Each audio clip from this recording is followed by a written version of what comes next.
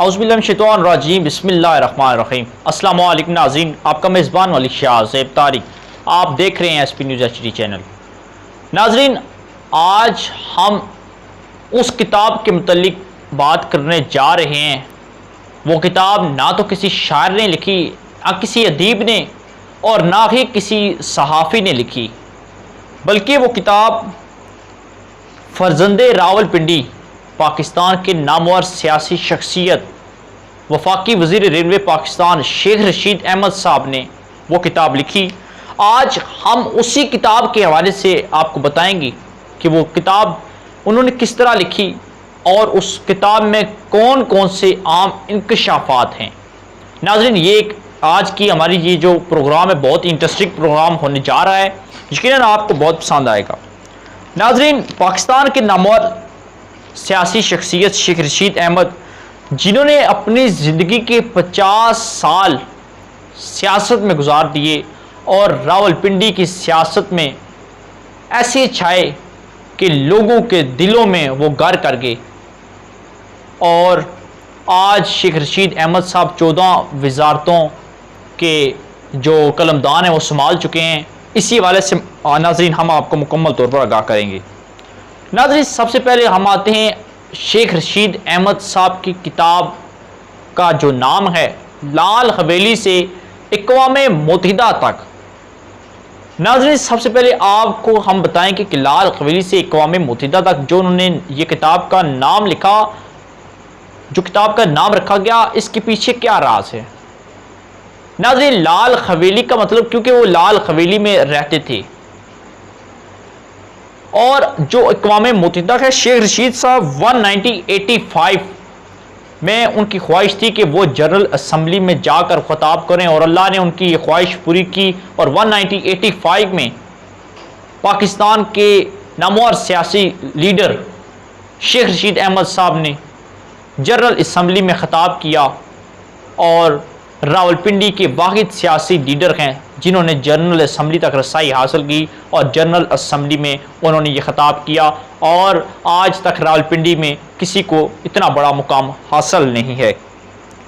नाज़रीन, उसके बाद वफाकी वज़ीर रेलवे शेख रशीद अहमद ने जो ये किताब लिखी लाल हवेली से अक़वाम मुत्तहिदा तक, इसके अंदर उन्होंने अपनी ज़िंदगी के 50 साला नशेबो फराज का जिक्र किया।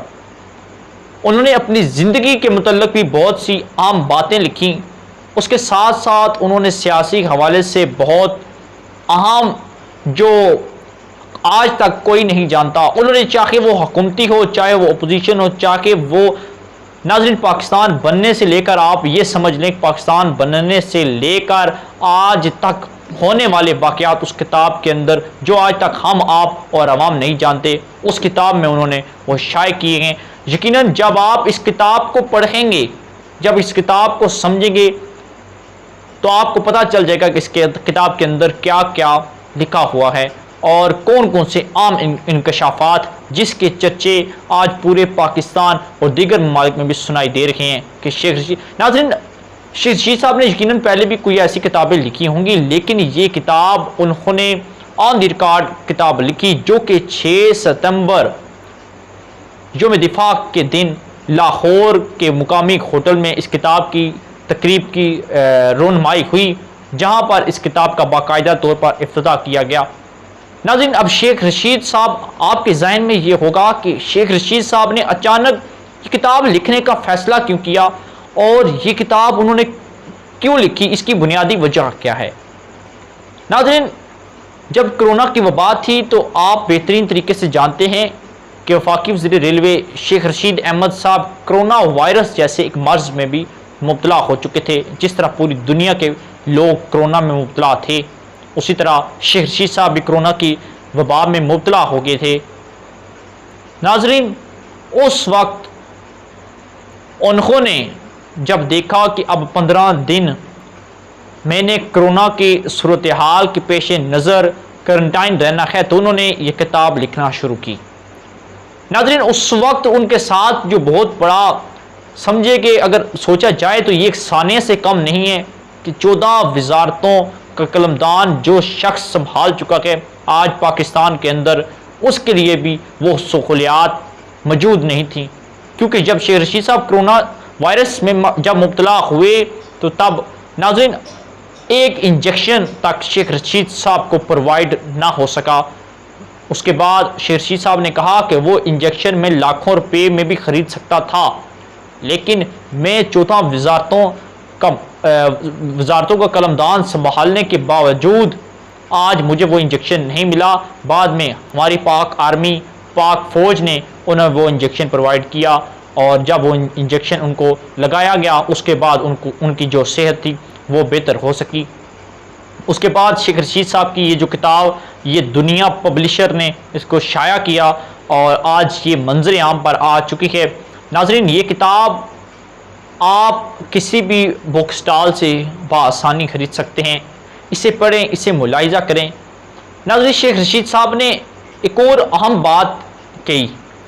उन्होंने कहा, मेरा किताब लिखने का एक मकसद ये था कि वो नौजवान जो कुछ करना चाहते हैं, वो नौजवान जिनका कोई सियासी बैकग्राउंड, कोई ख़ानदानी बैकग्राउंड नहीं है, वो नौजवान जिनके आबाओ अजदाद सियासत में नहीं है, वो नौजवान जो कुछ करने का जज्बा तो ज़रूर रखते हैं लेकिन सलाहियतें या माली कमज़ोरी के बायस वो कुछ नहीं कर सकते। उन्होंने कहा, मैं एक ज़िंदा मिसाल हूँ हमेशा के लिए कि शेख रशीद अहमद साहब वाक़या की उनकी हिस्ट्री से हर बंदा बाखूबी आगाह है कि शेख रशीद जो लाल हवेली के बाकी 14 साल की उम्र में किताबें फ़रोख्त किया करते थे और उनके अंदर सियासत का एक जुनून था। कॉलेज दौर से उन्होंने स्कूल फंक्शंस में, कॉलेज फंक्शंस में हिस्सा लेना शुरू किया, स्पीच करना शुरू की और वहाँ के रावलपिंडी से अपनी सियासत का आगाज़ किया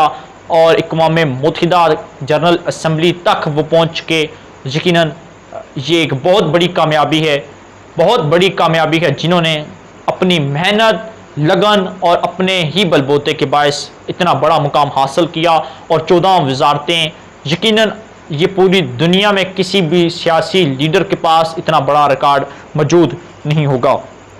नाज़रीन, अब हम बात करते हैं कि शेख रशीद साहब की उस किताब के अंदर आम पेशन गोइयाँ क्या हैं जो कि चौंका देने वाली और हैरान कुन पेशन गोइयाँ हैं। नाज़रीन, सबसे पहले किताब जब शाया होने वाली थी, शेख रशीद साहब ने एक इंटरव्यू दिया था, उसमें उन्होंने वाज़ेह तौर पर बता दिया था कि इस किताब के अंदर, यानी कि वाज़ेह तो हम नहीं कह सकते, इशारतन तौर पर उन्होंने ये बात बता दी थी कि उस किताब में बेनज़ीर भुट्टो के कत्ल होने तक से लेकर उनके ख़ानदान का अदालतों में ना जाना, इसकी वजूहात से लेकर और वज़ीर-ए-आज़म पाकिस्तान इमरान खान जब इक़्तिदार से पहले कंटेनर पर मौजूद थे वहाँ तक की सूरत हाल उन्होंने उसमें लिखी। उन्होंने कहा कि इमरान खान साहब किस तरह धरने की सूरत हाल बनी, उसकी प्लानिंग किस तरह की गई और उसके बाद इतने महीनों तक धरना किस तरह कायम रहा, इसके पीछे मशावरत किस किस की थी, उन्होंने ये सब लिखा। नाज़रीन, उन्होंने वो तमाम सूरत हाल लिखी जिसके मुतल्लिक आवाम आज तक नहीं जानती, बहुत से उसके अंदर शवाहिद मौजूद हैं। नाज़रीन, आपको यकीनन ये मालूम होगा कि शेख रशीद अहमद साहब जो बात कहते हैं वो हमेशा 100% दुरुस्त साबित होती है। नाज़रीन, जब 6 सितंबर को वो शेख रशीद साहब किताब की रुनमाई के हवाले से लाहौर में जब मीडिया इजहार ख्याल कर रहे थे, गुफ्तगू कर रहे थे तकरीब की रुनमाई से, तो उन्होंने एक बात कही थी, ज़रा सुनिएगा। शेख रशीद अहमद साहब ने ये कहा कि अक्सर लोग मेरी पेशन गोइयों पर मजाक उड़ाते हैं, हंसते हैं कि यार शेख रशीद क्या कह रहा है। शेख रशीद की आज तक कोई पेशन गोई सच नहीं हुई, बल्कि ये पाकिस्तान की सियासत के लोग, पाकिस्तान की मीडिया बेहतरीन तरीके से जानती है कि जो शेख रशीद साहब कहते हैं वो वक्त पर या वक्त के बाद या हमेशा वो उनकी पेशन गोई आने वाले दिनों में, फ्यूचर में वो 100% दुरुस्त साबित होती है। नाजरीन, वहां पर जब खड़े थे शेख रशीद अहमद साहब किताबी तकरीब की रुनमाई से जब खिताब कर रहे थे, उन्होंने एक बात कही जिसमें मेहमान खसूसी के तौर पर गवर्नर पंजाब चौधरी सरवर साहब भी वहां पर मौजूद थे। उन्होंने चौधरी सरवर साहब से मुखातब होकर कहा कि गवर्नर साहब मेरी एक बात सुनिएगा कि आज से 40 साल पहले मैंने एक पेशन गोई की थी आपके मुतल्लिक, यानी कि चौधरी सरवर के मुतल्लिक। उन्होंने शेख रशीद साहब ने कहा था 40 साल पहले मैंने चौधरी सरवर साहब से मुखातब होकर उन्हें कहा था, चौधरी साहब मैं आपको पाकिस्तान की सियासत में देख रहा हूँ और आप पाकिस्तान की जो आम मुनसब के फ़राइज़ सारे अंजाम देंगे, आम जिम्मेदारियाँ संभालेंगे आप।